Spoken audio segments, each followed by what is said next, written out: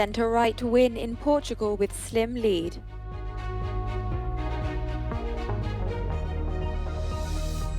Christopher Nolan's Oppenheimer has triumphed at this year's Oscars, taking home 7 awards, including Best Picture, Best Director, and Best Actor. Muslims gathered at the Al-Aqsa Mosque in Jerusalem to celebrate the start of Ramadan in the midst of the bloodiest war in the region for the last quarter century. As internal displacement continues in Ukraine, nearly 900 people have found a new home in the west of the country. Europe nations almost doubled their imports of major arms in the past 8 years, according to a report from the Stockholm International Peace Research Institute.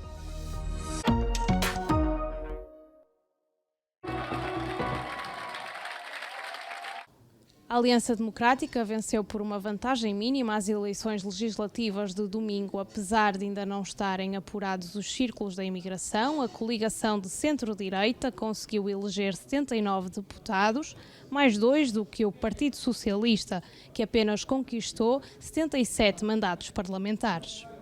Parece incontornável que a Aliança Democrática ganhou as eleições e o Partido Socialista perdeu as eleições.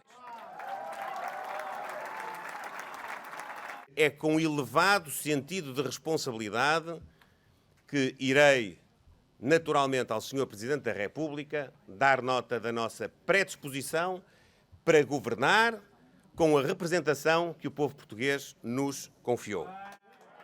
The Socialist Party, who lost by a small margin, accepted their defeat and indicated they would be willing to work with the Democratic Alliance. Nunca faria a mim próprio, ao meu partido e à democracia portuguesa tamanha maldade que seria incumprir compromissos que assumi de forma tão clara. Chega saw an unprecedented surge in support, quadrupling their results in the 2022 legislative elections.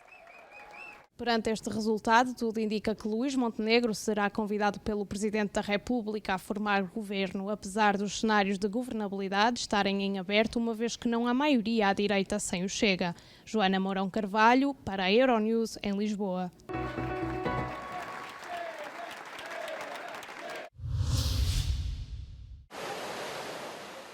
Three people have been killed as storms hit the Gard region of southeastern France. Several people, including a man with Belgian nationality, remain missing as rescuers search the area. Storms have hit the villages in the area for several days, causing widespread flooding. 8 regions remain on orange alert until Monday. Christopher Nolan's blockbuster Oppenheimer has triumphed at this year's Oscars, taking home 7 awards, including Best Picture, Best Director, and Best Actor for Cillian Murphy. Murphy, winning his first Oscar from his first nomination, is also the first ever Irish-born winner in this category. Yorgos Lanthimos' Poor Things tailed 4 wins, including Best Actress for Emma Stone, who beat out favorite Lily Gladstone from Killers of the Flower Moon. Justine Triet took home the Best Original Screenplay Award for Anatomy of a Fall, becoming the first woman to ever win in this category. 20 Days in Mariupol won the award for Best Documentary Feature. In a moving speech, the Ukrainian director said he wished he would have never had to make the film. Thank you for making this film. On the 11th of March 2004, a series of explosions shook commuter trains as they entered a station in Madrid, leaving 191 dead and 1,800 people injured, in what is still the largest jihadist attack perpetrated on European soil. 20 years later, the scars of that day are still alive among the population. Es un día que jamás se borrará de mi memoria. Podría contar minuto a minuto qué es lo que pasó aquel día, y el resumen final es que mi hermano fue asesinado en el tren de Santa Eugenia.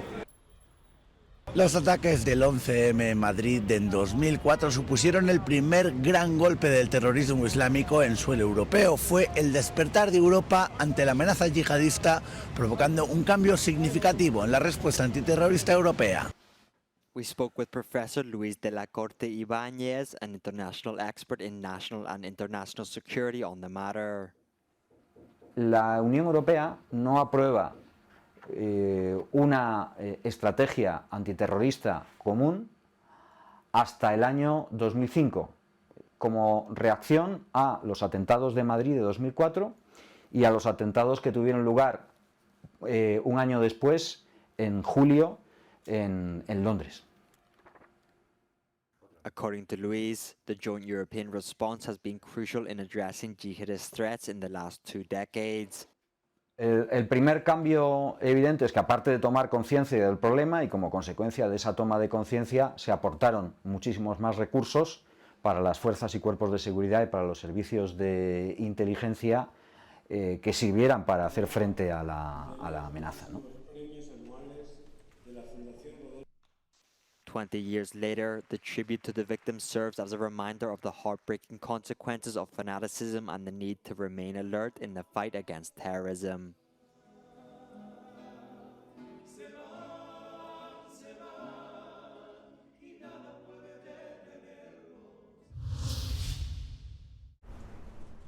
Tamás Szoljuk has been inaugurated as Hungary's new head of state after being nominated by the ruling party.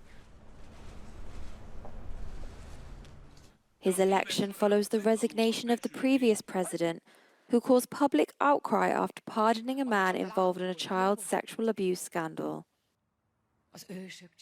Hungary's president is largely ceremonial, but the opposition have still criticized Szoljuk for lacking political experience. The holy month of Ramadan started Sunday night for some Muslims across the world. In Jerusalem, Muslims gathered at the Al-Aqsa Mosque on Temple Mount to celebrate in the midst of the bloodiest war in the region for the last quarter century. Recently, Israeli security services were enforcing restrictions on those who wanted to pray in the mosque. On Sunday, the Israeli War Cabinet Minister said that freedom of worship will be allowed in Temple Mount. בימים אלו מדינת ישראל נמצאת במערכה קשה שהחלה במתקפה הרצחנית של מחבלי החמאס על אזרחי ישראל כולם ובהם גם מוסלמים. המלחמה שלנו היא אינה נגד האסלאם, אלא נגד מי שפגעו בערכי האסלאם. נגד מי שעשו פשעים נגד האנושות וביקשו גם לקרוע את החברה בישראל ואת עתידנו המשותף. In the Gaza Strip, however, the faithful do not have many options to celebrate Ramadan.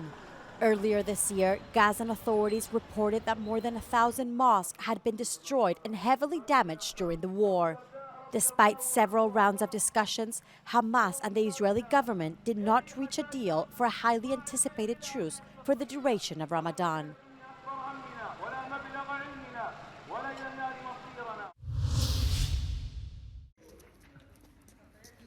They come from every corner of Ukraine.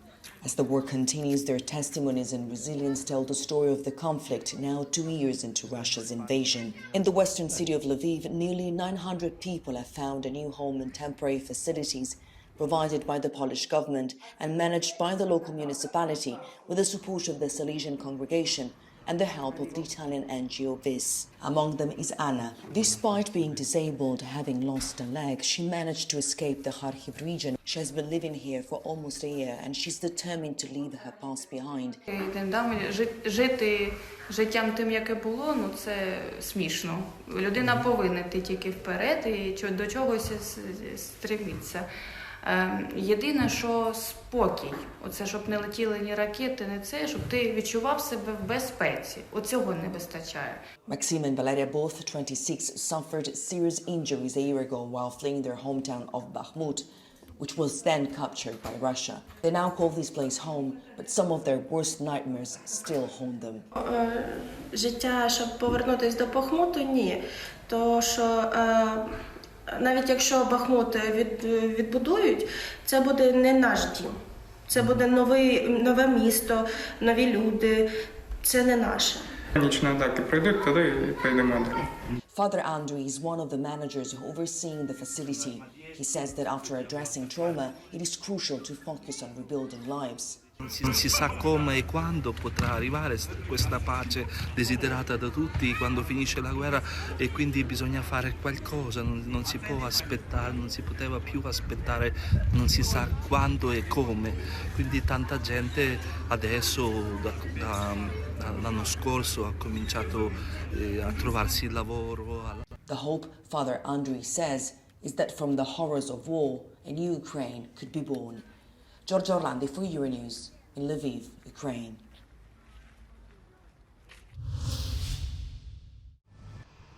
European nations almost doubled their imports of major arms between 2019 and 2023 compared to the 2014 and 2018 period.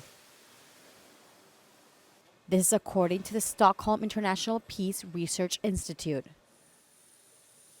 For the first time, France became the second largest arms exporter. Its arms exports increased by 47%.